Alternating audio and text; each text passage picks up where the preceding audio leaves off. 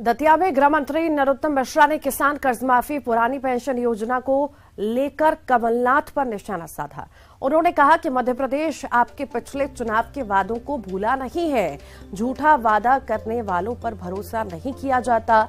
एक भी किसान का 2 लाख का कर्जा माफ नहीं हुआ, तो वहीं एक भी बेरोजगार को बेरोजगारी भत्ता नहीं मिला। दिहाड़ी एक ही बार चढ़ती है। लगातार झूठ बोलने से लोग भ्रमित नहीं होते। ये मध्य प्रदेश है, झूठ बोले कौआ काटे। और आपकी इस घोषणा जो रोज आप नई नई कर रहे हो ना, इससे एक पिक्चर का गाना याद आ रहा है, कसमें वादे प्यार वफा। आपकी बातें हैं बातों का क्या। 10 दिन में 2 लाख तक का कर्जा माफ करने वाले आप थे, नहीं तो मुख्यमंत्री बदलने वाले आप थे।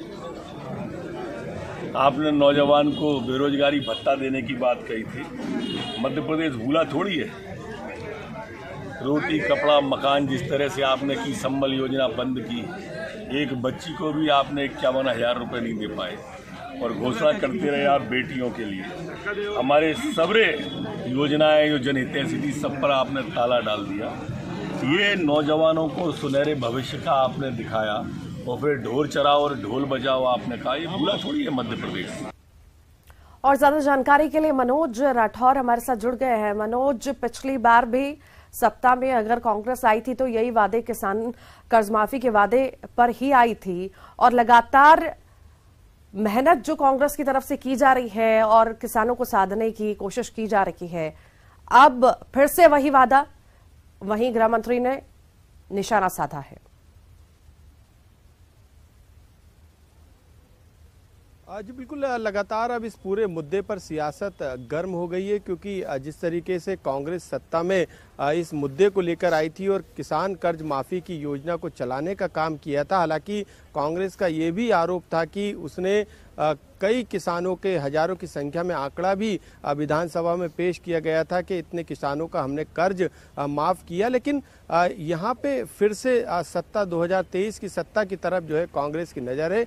यही कारण है कि कमलनाथ की तरफ से ये बयान सामने आया। हालांकि कमलनाथ के बयान के बाद तंज जरूर और पलटवार जरूर बीजेपी की तरफ से किया जा रहा है, और बीजेपी ये बताने की कोशिश कर रही है कि किस तरीके से कांग्रेस की जब सरकार थी, 15 महीने की सरकार में जो जनहितैषी योजनाएं थी बीजेपी सरकार की, उनको बंद कर दिया गया। संबल जैसी योजना को बंद कर दिया गया, और जो वादे किए थे, किसान कर्ज माफी की बात हो या फिर जो मुख्यमंत्री विवाह योजना की बात हो या फिर दूसरी योजना, उनके जो वादे थे वो वादों पर खरे नहीं उतर पाए। और यही कारण है कि उन्होंने साफ तौर से संकेत दिए कि जनता ये बातें और सरकार के जो वादे थे कांग्रेस की सरकार के, वो सब जानती है। तो अब दोबारा सरकार नहीं बनने वाली। लेकिन इस बीच में जो कमलनाथ सरकार में जो कृषि मंत्री थे सचिन यादव, उन्होंने बड़ा दावा किया है कि इसी योजना के तहत वो 2023 का